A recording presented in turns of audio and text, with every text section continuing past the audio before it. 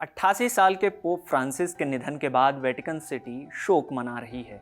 शोक के इस दौर के बीच तैयारियां नया पोप चुनने की भी हो रही हैं। नए पोप के चुनाव का लम्हा वेटिकन सिटी के लिए तो ऐतिहासिक होगा ही, मगर एक इतिहास आंध्र प्रदेश के कुर्नूल जिले में भी बनेगा, क्योंकि इस बार पोप को चुनने वालों में कुर्नूल में पैदा हुए एक दलित कार्डिनल भी शामिल होंगे। कौन है ये दलित कार्डिनल और पोप के चुनाव में और कितने भारतीय कार्डिनल वोट देंगे, आइए इस वीडियो में जानते हैं। नमस्ते, मेरा नाम आकाश है और आप खबरगांव देख रहे हैं। पोप का चुनाव कॉलेज ऑफ कार्डिनल करता है। इस बार कुल 138 कार्डिनल पोप के चुनाव में वोट करेंगे। इन्हीं में शामिल हैं कार्डिनल एंथनी पूला, जो एक दलित क्रिश्चियन है। 63 साल के एंथनी पूला फिलहाल हैदराबाद के आर्च बिशप हैं और उन्हें 2022 में पोप फ्रांसिस ने कार्डिनल प्रिस्ट के तौर पर नियुक्त किया था। 138 कार्डिनल्स में से एंथनी इकलौते तेलुगु और इकलौते दलित कार्डिनल हैं। एंथनी पूला का सफर क्या रहा? आंध्र प्रदेश के एक छोटे से गांव से वेटिकन सिटी तक का सफर तय करने वाले एंथनी का जन्म एक गरीब दलित परिवार में 1961 में हुआ था। वो 7वीं कक्षा तक पढ़े, मगर गरीबी की वजह से उन्हें अपनी पढ़ाई बीच में छोड़नी पड़ी थी। इसी के बाद एक समर कैंप के दौरान डच मिशनरीज ने उनकी प्रतिभा को देखते हुए उनकी पढ़ाई को फंड करने का फैसला लिया था। पूला की आगे की पढ़ाई कुर्नूल के सेंट मैरीज हाई स्कूल में हुई थी। वो कहते हैं कि उनका जीवन बनाने संवारने में सबसे बड़ा हाथ मिशनरीज का ही है। पूला के साथ बचपन से ही जातीय भेदभाव हुआ।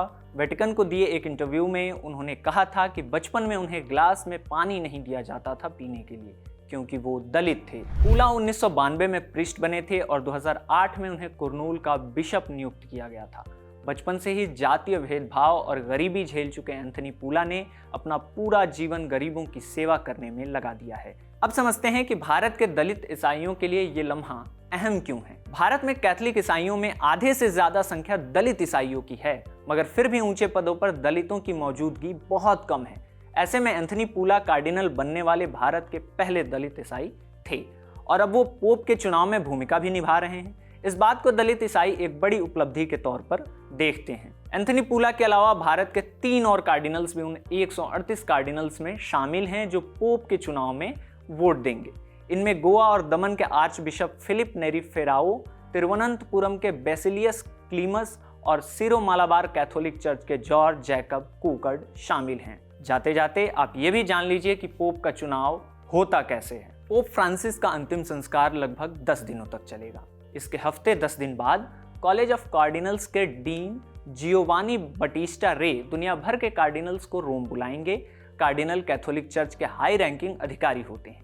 उनका चुनाव पोप खुद करते हैं। उनसे ऊपर सिर्फ पोप होते हैं। दुनिया भर के कार्डिनल मिलकर कॉलेज ऑफ कार्डिनल्स का निर्माण करते हैं। जब कार्डिनल्स मिलते हैं तब वे गोपनीयता की शपथ लेते हैं। इसके बाद वोटिंग का प्रोसेस शुरू होता है, जिसे कॉन्क्लेव कहा जाता है। सिर्फ 80 साल से कम उम्र के कार्डिनल ही इसमें वोट डाल सकते हैं। जब तक किसी एक व्यक्ति के नाम पर 2/3 वोट नहीं मिल जाते, तब तक वोटिंग चलती रहती है। इस दौरान कोई भी कार्डिनल कॉन्क्लेव छोड़कर बाहर नहीं जा सकता। जब तक पोप चुन नहीं लिया जाता, हर राउंड के वोट्स की पर्ची को जला दिया जाता है। जलाते टाइम उसमें केमिकल भी डाला जाता है। उसका धुआं चिमनी से निकलता है, जिसे बाहर इंतजार कर रहे लोग देख सकते हैं। जब तक चुनाव फाइनल नहीं होता, तब तक चिमनी से काला धुआं निकलता है।